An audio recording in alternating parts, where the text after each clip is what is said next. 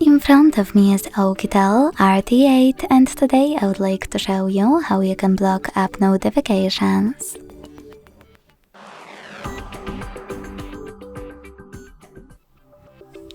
Begin by opening Settings and tapping on Notifications.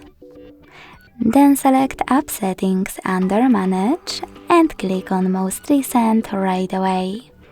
Then click on the best option to sort your apps.